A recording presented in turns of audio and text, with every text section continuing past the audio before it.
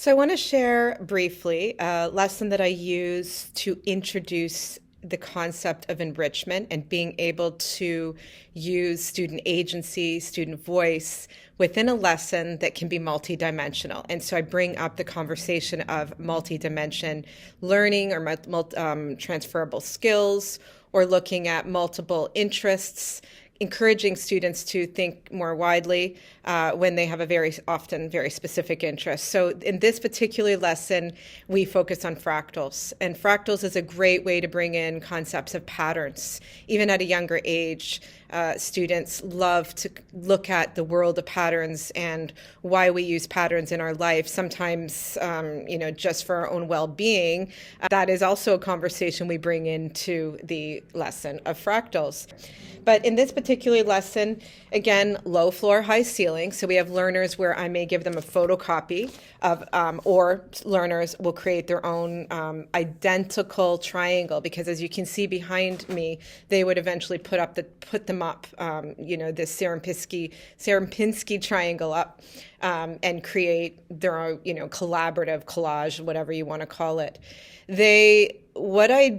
How I introduce it to them is by telling them that we are going to start in the basement. We're going to scaffold up. I use those words, or sometimes I say we're going to, start on the first floor, and anyone can do this. All I expect is for them to create a fractal image using this triangle. And so, of course, we have explored the science behind it already. We've looked at videos. We've, looked at the history of Manuel Mandelbrot and the concept of fractals in movies and in animation and so on, and getting them a little bit excited about fractals in the real world, fractals out in nature and so on.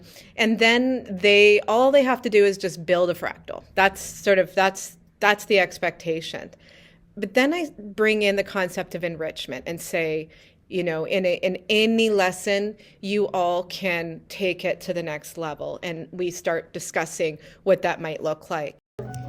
I'm doing like a color wheel, so it starts out with yellow, blue, red, and then I go yellow plus blue equals green, yellow plus red equals orange. These are each letter, so that's R, U, V, and Y, and then this is my middle name, K-A-M-I-L-A.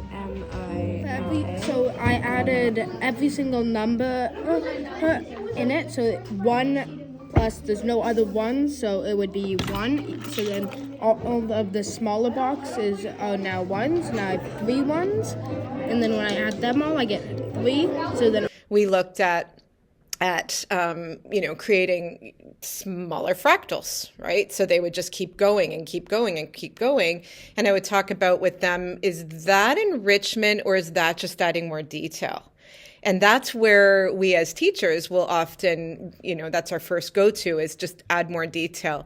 And I would argue that it's not necessarily enrichment. It's just the same over and over, and they keep going deeper. Great. I'd argue that they're going up a little bit, but I'd still like to see more enrichment.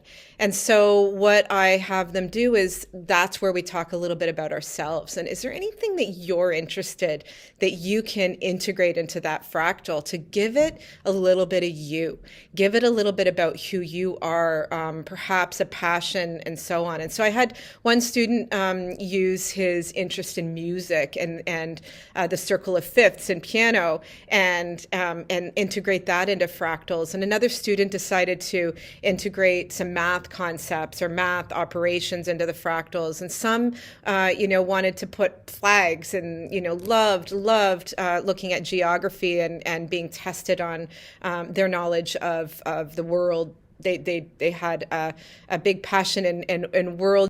First play. Okay. Depending on how big the triangle is how big the country is. So this is obviously Russia. And then Canada. I get it. Canada, USA, China, they're all big. Wow. I mean, there's many more examples, but each of them were challenged to just dig a little bit more. And even the student who, you know, and I do have this once in a while, with the first one finished, I'm done, what do I do now? Hand it to me. And I said, you know, this is great. You did exactly what I'm told, you know, build their confidence. You did exactly what I asked you. But what could you do to give it just a little bit more, right? What's your, you know, what would be that next stage? And that student ended up, I think it was through numbers. He ended up adding, using pi. That's what it was. He ended up bringing in the pi numbers. And another student ended up using Fibonacci numbers. Another student ended up adding in their interest in books and putting and somehow integrating Mythology. So right now I am working on the Greek mythology area, and then over here I'll have all the Egyptian gods. We've talked as an introduction into patterns and patterning around the world, and looked at the creativity of mathematics and the wonder and the imagination behind mathematics. But then we were able to also bring in the concept of enrichment. And how could they use that same concept in other areas of schooling?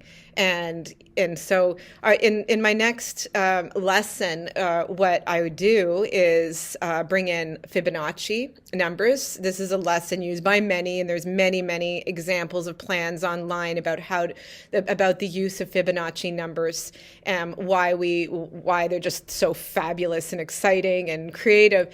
But we kind of use that as our next step in terms of the wonder of patterning and having students create a swirl. And we do something very similar, but we just take it one step further.